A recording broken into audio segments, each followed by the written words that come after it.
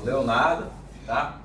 Onde é um especialista na área de física solar e tem aí já uma bagagem grande, experiência, retornou recentemente da Inglaterra, onde foi apresentar um seminário do nosso trabalho lá para o grupo e para toda uma galera que tinha lá dentro do evento.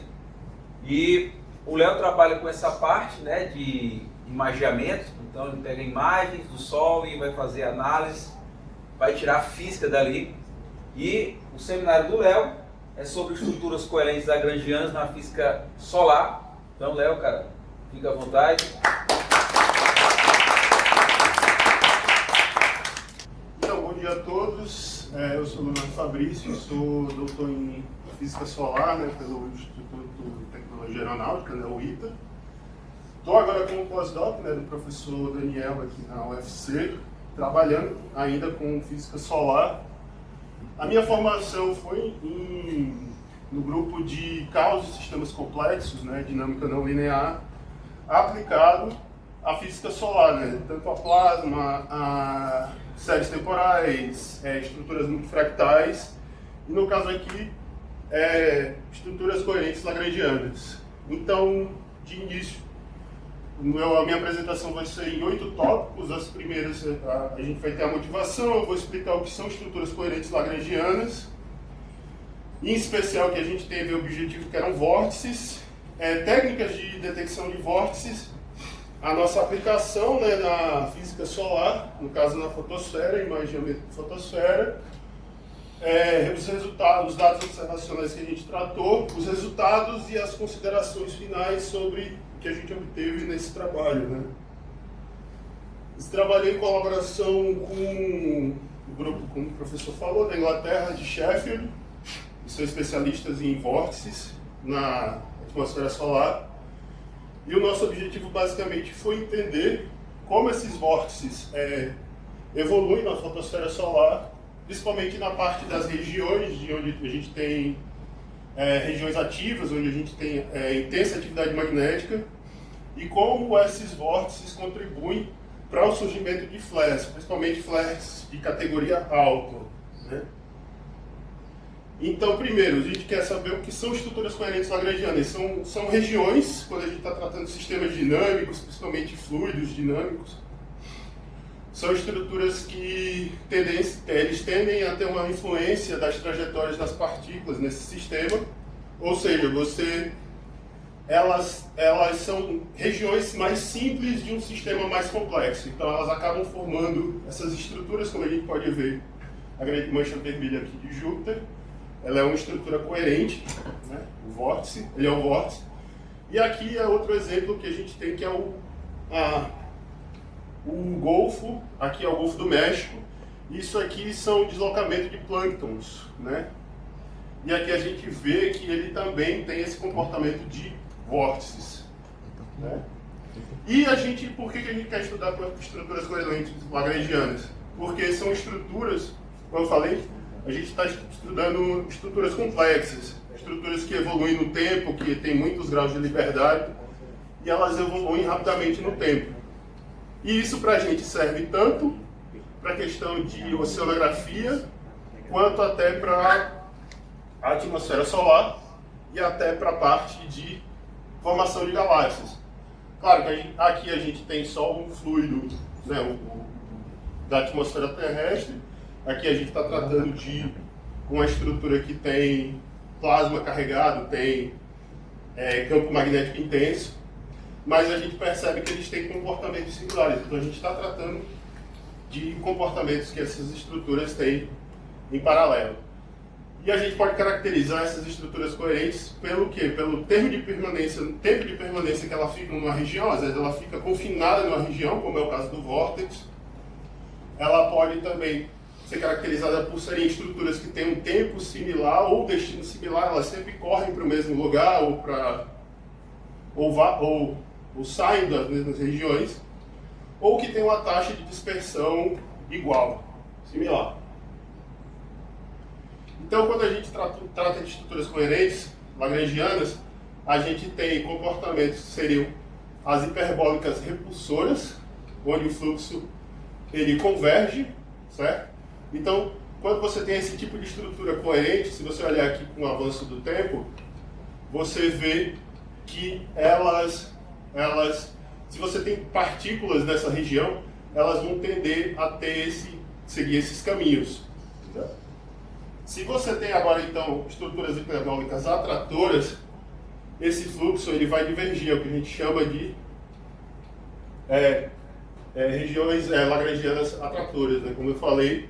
E aí você vai ter fluxo, as partículas que se aproximam dessas regiões vão seguir, se aproximar ou se afastar dessas linhas de comportamento. Quando você tem o que a gente chama aqui de ponto de Sela, por conta desse termo ponto de Sela aqui, é que a gente trata ela como sendo hiperbólica, certo? Isso aqui vale para qualquer sistema dinâmico que você está tratando, desde um pêndulo, qualquer sistema que tenha um diagrama de fase, ou no caso que a gente está tratando, um sistema 2D, né, com evolução temporal. E quando você tem uma dessas estruturas lagrangianas fechadas, você vai gerar estruturas como essa daqui, que as partículas elas ficam confinadas, né, e circulando. Isso aqui é o que caracteriza o vórtice em dinâmica de fluidos, né? Dinâmica não linear, né? Sistemas não lineares. E o que a gente observou? Que você tem vários modos de estudar como essas estruturas coerentes evoluem no tempo, e uma delas é o expoente de Lyapunov. O expoente de Lyapunov ele basicamente vai medir para você a taxa de afastamento de duas partículas vizinhas. Então, você observa aquela partícula desse sistema dinâmico e vê, depois de um certo tempo, o quanto que essas partículas se separaram. E quanto mais elas se separam, ou mais rapidamente elas se separam, você vai ter um expoente de Lyapunov maior. E estruturas com expoente de Lyapunov positivo significam que esse sistema está indo para o caos rapidamente. Então a gente está tratando de sistemas caóticos. Agora, se a gente pensar da mesma forma, a gente também pode considerar, se a gente entende como é que funciona o sistema dinâmico que a gente está estudando, a gente pode tratar isso, que a gente pode pegar dois pontos e tratar ele como, se você sabe as leis, as equações que regem esse sistema dinâmico, você pode também ter um ponto fixo e tratar ele para trás do tempo. E ver de onde essas partículas começaram a desenvolver, né? As localizações. Isso é o que a gente chama de expoente de Lyapunov para trás no tempo. E o que a gente percebe, é que as estruturas lagrangianas hiperbólicas repulsoras, elas têm esse comportamento que eu falei de dispersão para frente no tempo. Você deixa o sistema evoluir, integra, e as partículas tendem a se dispersar muito rapidamente para frente do tempo. Já as hiperbólicas atratoras são medições, como eu falei, para trás do tempo. Então você está analisando o seu sistema de equações, o que você estiver tratando, para trás do tempo, e elas dispersam quando você considera para trás do tempo. É meio difícil de entender essa coisa de medições para trás no tempo, mas se você tem um sistema que você está tratando, no caso da gente, no meu caso, que seria uma série de imagens, você consegue tratar tanto para frente quanto para trás no tempo, se você tem todas as sequências de imagem. E normalmente a gente chama isso de FTLE, essas estruturas, que são o quê? São estruturas, como eu falei, que medem o expoente de Lyapunov, medem o grau de afastamento das partículas, né? E quando você faz o cálculo dos FTLEs, o termo técnico expoente de Lyapunov de passo fixo. Por quê? Porque a gente está tratando de sistemas contínuos, né, uma dinâmica de sistemas contínuos, mas o que às vezes a gente tem de dado, principalmente em oceanografia, no caso, que é muito usado, você só tem os frames dos dados, das figuras, das matrizes. Então você tem que fazer um sistema de passo fixo. Então o que a gente vai fazendo é integrando essas estruturas ao longo do tempo, né, e medindo o grau de dispersão ou de aproximação dessas estruturas, como a gente pode ver, né? Aqui a gente tem as estruturas elas se aproximando das diferentes LCS, e você vai vendo ela tendo essa deformação, né? E o que é importante da gente entender nessa deformação?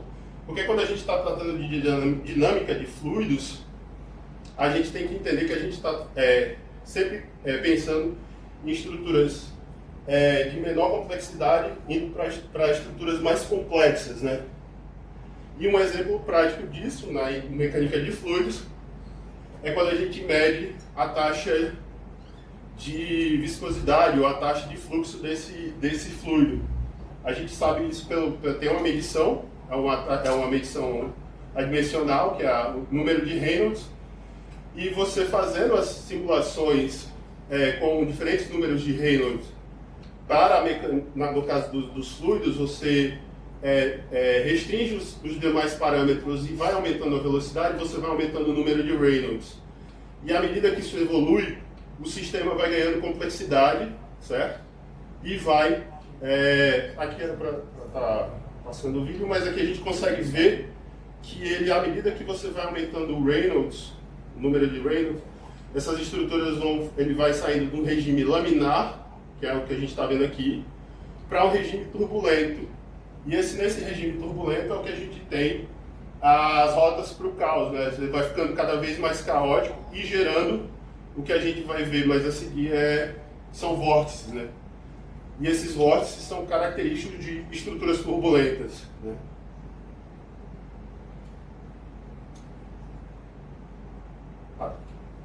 Então, como eu falei, a gente tem essa relação dos vórtices com as turbulências. Esse aqui é uma estrutura totalmente turbulenta, né? Então a gente está vendo a formação de diversos tipos de vórtices nessas estruturas, tá? Como eu falei, quando você tem um número de Reynolds muito alto, no exemplo aqui da água, acima de 4.000, você já tem esse tipo de regime. E nesse tipo de regime, você vai ter o que a gente chama de processo de cascata de dissipação de energia, que é o quê? Você vai ter vórtices maiores que vão sendo dissipados em vórtices menores e cada vez menores. E em torno dessas regiões é o que tem as LCS, né? E ele também é uma LCS, né? Então, focando mais nas estruturas coerentes, nos vórtices, né? Que é o que a gente quer trabalhar. Os vórtices, eles são essas LCS elípticas, são regiões de fluido que apresentam alta vorticidade, esse movimento circular, certo? O formato convexo, e você pode ter dois tipos de vórtices: o vórtice cinético, que é o que a gente tem visto até agora, que é quando a gente está tratando só dos campos de velocidade dessas estruturas, né? No caso, nos exemplos anteriores. E você também tem os vórtices magnéticos, que eles são formados justamente pelo surgimento do avanço das linhas de campo magnético, né? No caso, você tem uma série de métodos para a detecção desses vórtices. Um dos principais usados é o LAVD, desenvolvido por Haller. Haller é meio que um papa, o cara que mais conhece de detecção de vórtices e sistemas de vórtices. Então ele fez esse modelo em que ele calcula os campos LAVD a partir da variação da vorticidade, onde a vorticidade é esse rotacional do campo de velocidade. Então ele acaba detectando regiões de alta vorticidade, só que a diferença é que ele integra no tempo. Então você consegue acompanhar essas estruturas evoluindo com o tempo. E isso é crucial, porque aí a gente vai ter o que a gente chama de vórtice objetivo. Ou seja, independente do sistema que você está olhando, do observador, porque isso é um problema para sistemas dinâmicos. Alguns sistemas dinâmicos, dependendo do método que você usa, se ele não for lagrangiano, você pode ter, se ele não for objetivo, você pode ter problemas de interpretação. Às vezes o que você está observando como um vórtice é só um ponto de cela. Então o que ele detectou? Ele fez esse modelo, certo? Esse aqui é um artigo que o professor Érico desenvolveu para detectar vórtices. Isso aqui é um campo FTLE e esse aqui é um campo, a margem que ele detectou desse vórtice aqui. E como ele integrou no tempo, ele conseguiu ver que essas estruturas, apesar do avanço do tempo, elas continuam coerentes. porque o que acontece, às vezes você tem a detecção de um campo vetor, de um que seria um vórtice, um possível vórtice, mas ele não está tendo a compactação das partículas. As partículas não estão fixas ali, então é uma falsa, a gente chama isso de falsa detecção. Certo? Ele basicamente, esse aqui é um exemplo que ele usa para dados de oceano, né? Ele pegou dados do satélite da Aviso e fez o cálculo. Então aqui ó, a gente consegue ver que ele consegue tanto medir os vórtices como detectar os vórtices, como a evolução dessas estruturas, né, no tempo. Feito isso, o Érico Henkel, em 2017, ele adaptou esse modelo e aplicou para sistemas com campo magnético, né? Então agora a gente está tratando de estruturas de campo magnético. Aqui são linhas de campo magnético, né? Não são mais campos de velocidade. Ele adaptou esse termo e agora, em vez de a gente tratar da vorticidade, a gente está tratando agora da densidade de corrente. Esse modelo aqui é o modelo Ozantan, que é um modelo simples que gera vórtices magnéticos, né? E que aqui se a gente consegue ver onde está certinho, ó, a gente vê aquele ponto de cela que a gente detecta quando a gente está estudando LCS, né? Nos slides anteriores. E aqui a gente já vê a formação desses vórtices magnéticos. Aqui também é o mesmo modelo, então isso aqui é o campo IACD daquele modelo, daquela simulação. Então a gente vê que ele capta perfeitamente os vórtices e as barreiras do vórtice, né? Ele calcula a delimitação dos vórtices bem. Esse aqui é para um outro modelo que evolui e sofre torções no tempo, então é um modelo mais dinâmico. Esse é o modelo Lutan.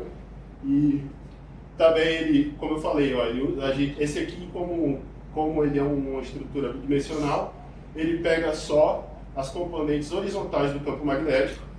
E também para a gente calcular essas limitações do vórtice, a gente determina esse cálculo dessa razão aqui, que calcula a deficiência de convexidade. Então, quando a gente calcula esse parâmetro, a gente consegue determinar, a gente fixa esse parâmetro para calcular o que seriam as bordas do vórtice. Certo? E por que a gente quer saber sobre toda essa parte de dinâmica não linear, vórtices e estruturas? Porque é algo que é muito presente na fotosfera. A fotosfera, como já se sabe, ela é a região visível, né, do Sol, a região de mais baixa atmosfera, e essa região aqui está em constante atividade. Então você vai ter uma série de eventos, você vai ter manchas solares, né, sunspots, flares, ejeção de massa coronal, todas acontecendo nessa região.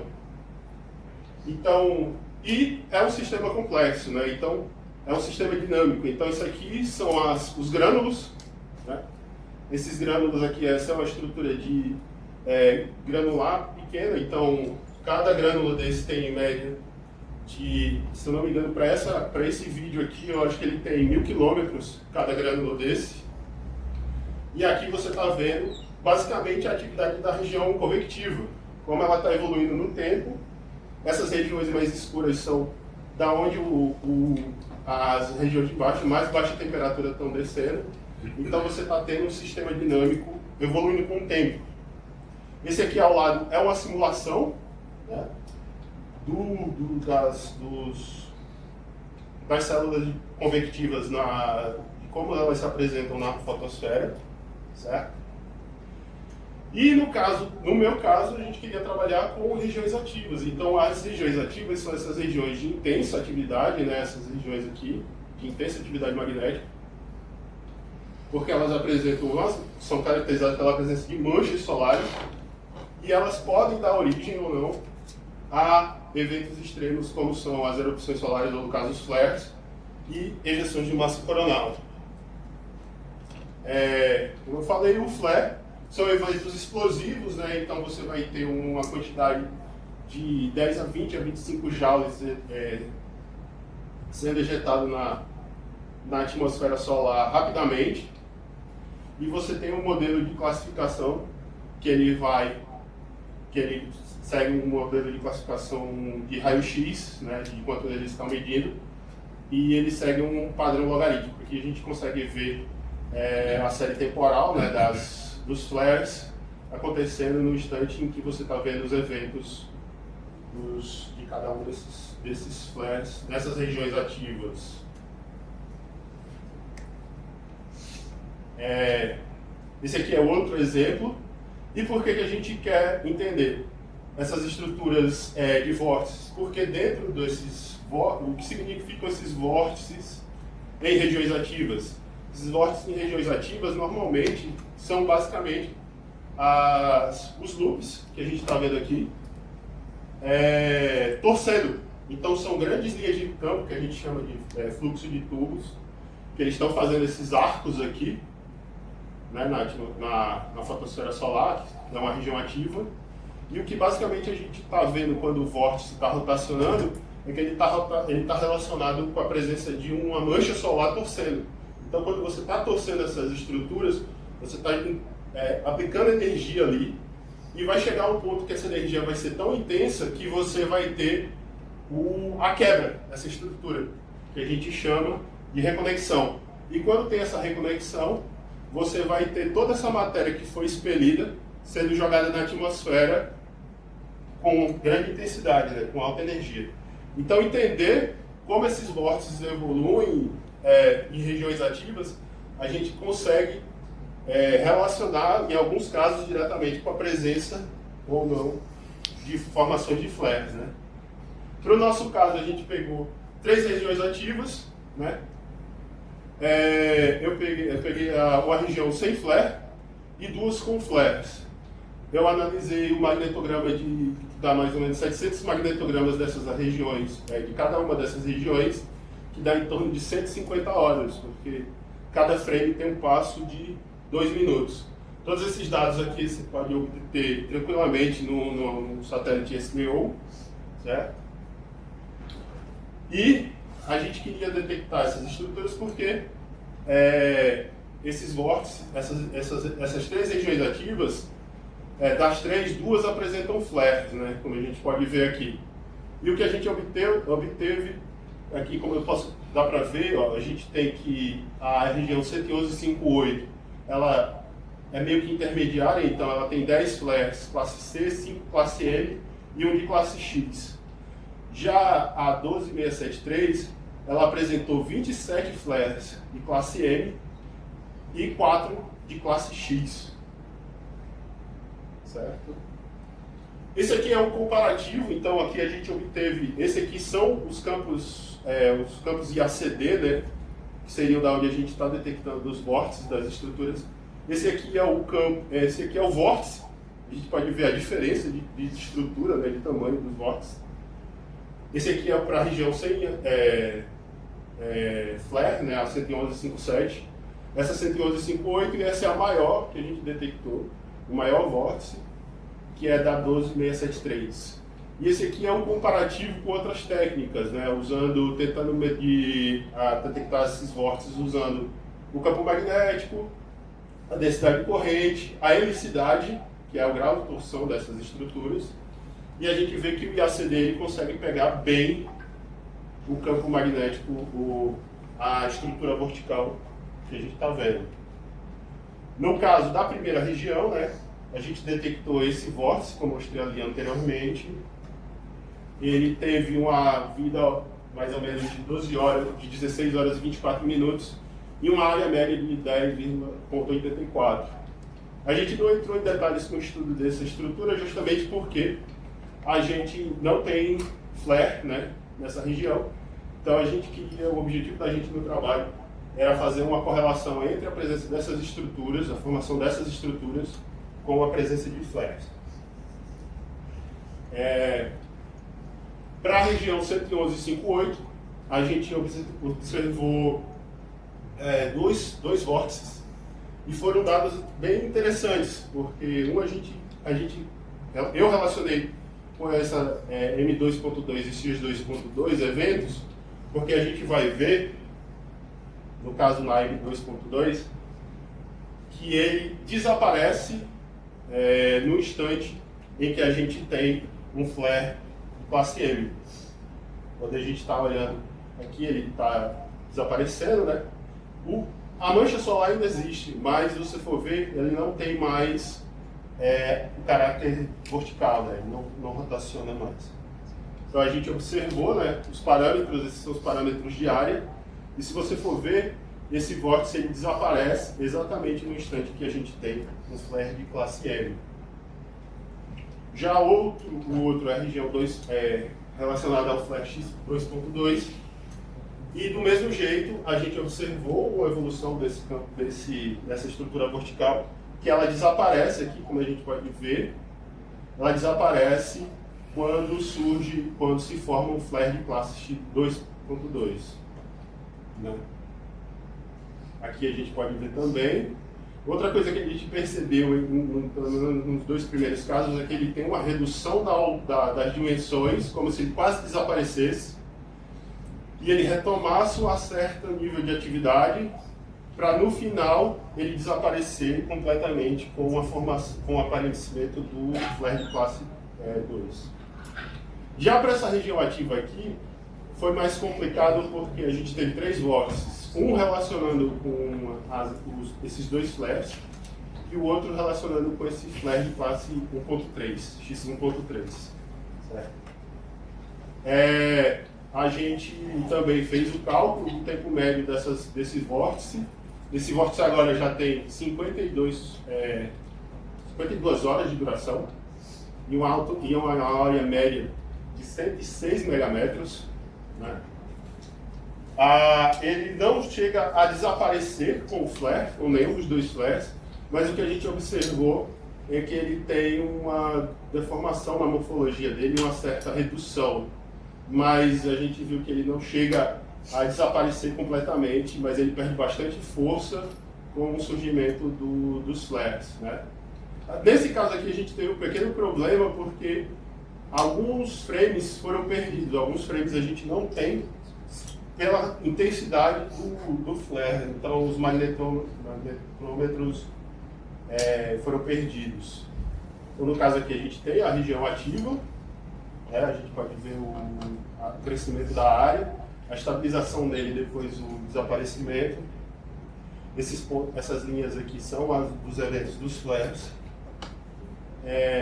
A gente teve um segundo evento, um segundo flare, e nesse a gente consegue, pelo menos em um, ver o desaparecimento dele próximo ao surgimento do flare de classe 1.3. Nesse aqui a gente detectou 2 estruturas, 2 vórtices, só que eles têm um tempo de vida, principalmente o segundo, tem um tempo de vida muito menor. Né? E aqui a gente vê como ele é mais instável. Né? Esse aqui ele tem um comportamento. Como eu falei, esses pontos brancos aqui, sem espaçamento, sem dado, são regiões onde a gente simplesmente não tem os dados dos magnetômetros. E, como considerações finais, o método IACD é realmente uma ferramenta eficiente, como eu falei, é uma ferramenta objetiva, né, para a detecção de vórtices magnéticos, principalmente em regiões ativas. Essa formação dos vórtices a gente sim pode relacionar a manchas solares, né, e essas manchas levam ao crescimento da helicidade, que levam à torção do campo magnético, e essa torção pode resultar em flare de atividade intensa. Certo?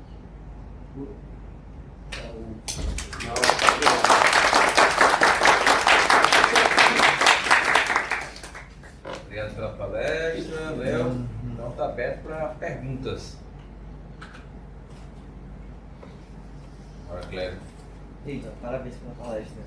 Cara, esse método que vocês estão usando é uma dúvida que eu tive lá no começo da apresentação. E eu vi agora os teus resultados. Sobre a questão de que tu tá usando um método que tem um passo fixo, né? Isso. Mas ele não necessariamente tem que ter correlação com o passo anterior, porque no IACD não. No LAVD sim. No LAVD ele tem uma questão que ele integra no tempo. Se você olhar aqui, a integração ele é feita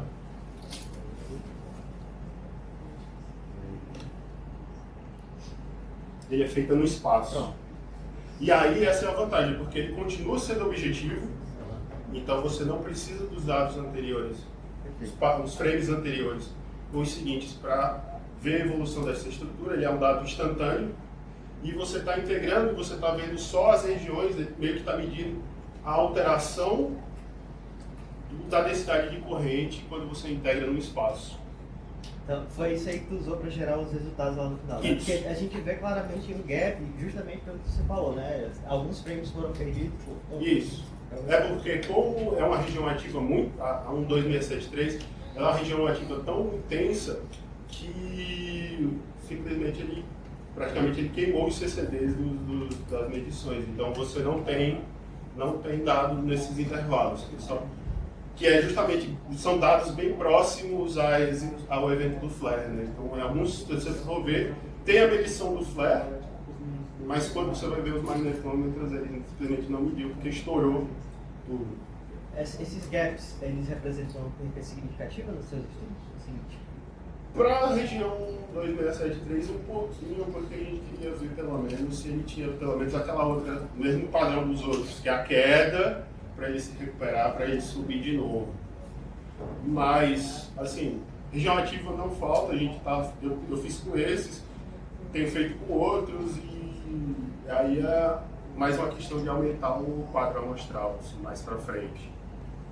E, por exemplo, no congresso lá que eu participei lá em Sheffield, um dos professores que palestrou, ele me sugeriu justamente o contrário, mexer com regiões que não tem flare, porque ele é mais controlado, então você consegue ver o que aquele fenômeno está causando nos grânulos, como aqueles grânulos estão influenciando, porque, querendo ou não, regiões ativas assim, muito extremas, você tem muitos parâmetros para considerar. Então é isso.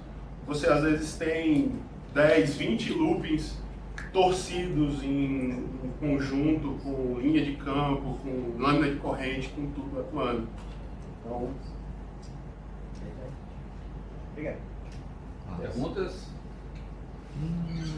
Parabéns aí pela apresentação, foi bem bacana. Eu queria saber, assim, porque eu entendi que toda a evolução temporal é baseada nos instantâneos que são removidos das imagens, né? Isso. Aí eu te pergunto, vocês já pensaram, já fizeram algum tipo de simulação de magnetohidrodinâmica? Não, aumentando essa é a questão. Esses são os primeiros dados experimentais. Né? Normalmente, toda essa parte aqui do campo IACD, principalmente, eu acho que no nosso grupo, do grupo de Sheffield, eu acho que esse é o segundo ou terceiro que usa dado observacional. Basicamente, esses dados são muito usados em simulação. Você faz a simulação magnetohidrodinâmica, deixa ele correr, evoluir. E eu não coloquei mais, botei só esses dois exemplos mais simples dessas duas simulações, porque são dos primeiros artigos, mas tem artigos que trabalham atrás tem um artigo de 2023 que ele usa um modelo MHD robusto, que tem linhas de campo, que ele faz as células convectivas de baixo, tudo, faz todo o modelo e aí você faz o cálculo dos vórtices dessas Eu estruturas. perguntei porque eu fiquei pensando se era possível, naquele gap lá que faltou os dados experimentais, injetar um parte da evolução da MHD para ver se mudava lá no final a configuração final que você obteve experimentalmente, sabe? Pode ser, porque para esse tipo de região ativa, assim, tão intensa, eu acho que eu não sei se a gente já tem modelos. Não é porque não é tão determinístico assim, né? Tem uma coisa de caos, né? Tudo, mas eu fiquei curioso para saber se era possível obter uma configuração semelhante, indo só pela... É uma possibilidade, tudo depende, porque hoje em dia quem trabalha com simulação, eu trabalho no intermediário, eu trabalho com dado observacional e trabalho com simulação. Tipo, cada grupo tem os seus modelos de simulação MHD, tem os seus sistemas, tem os seus modelos usando CUDA, outros parâmetros e tal. Alguns disponibilizam, outros não, assim, para a gente fazer os estudos. Mas, assim, na parte de simulação, isso aqui é bem consolidado, é bem considerado. Aqui, por exemplo, eu só usei simulações 2D. mas tem a Suzana, que é colaboradora comigo, que está lá em Sheffield trabalhando, ela já tem publicações dessas de simulações 3D, que ela tem toda a estrutura do vórtice formando no topo da região da fotosfera, indo para dentro e tudo bonitinho, calculando as diferentes áreas, regiões do vórtice para as diferentes alturas da fotosfera solar. Tem uns que calculam os vórtices que aqui eu não falei, que é o vórtice que forma no loop, que aqui a gente está considerando ele na fotosfera, né?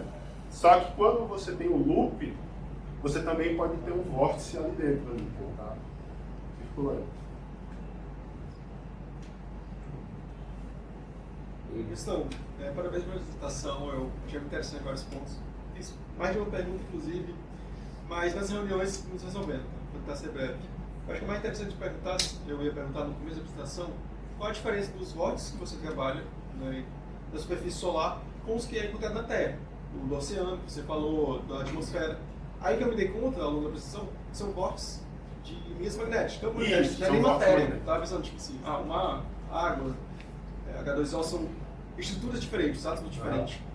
Qual, então, seria tipo, a diferença que você realmente estuda? Porque tem vórtice no Sol de matéria também. Também. Isso também tem estudos. Exatamente. Mas na verdade é vórtice magnético, né? Até onde a comparação é válida, né?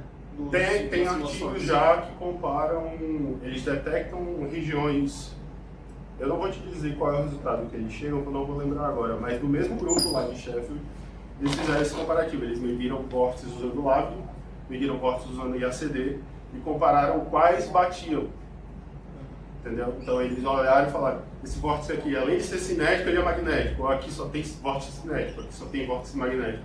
Porque é uma questão que eu não cheguei a abordar por conta do tempo, é porque, por exemplo, o SDO, ele não só dá os campos de campos magnéticos, como ele também disponibiliza os campos de velocidade. Ele tem um pacote que ele faz um cálculo. Óbvio, não é dado experimental objetivo, né? Porque tudo que a gente tem é um magnetograma, é só imagem. Então a gente basicamente só tem o BZ. Os pacotes do SDO, que é o Sharp e o Dave, eu acho o nome, eles fazem essa extrapolação dos campos. Então, a partir do campo BZ, ele gera os outros dois campos, Bx e By, e faz a mesma coisa para a velocidade. Ele calcula os campos de velocidade. Então, se você quiser fazer também, dá para fazer um estudo só de LHD, medindo o campo de velocidade, procurando estruturas verticais só com os campos de velocidade. Bom, vamos saudar novamente.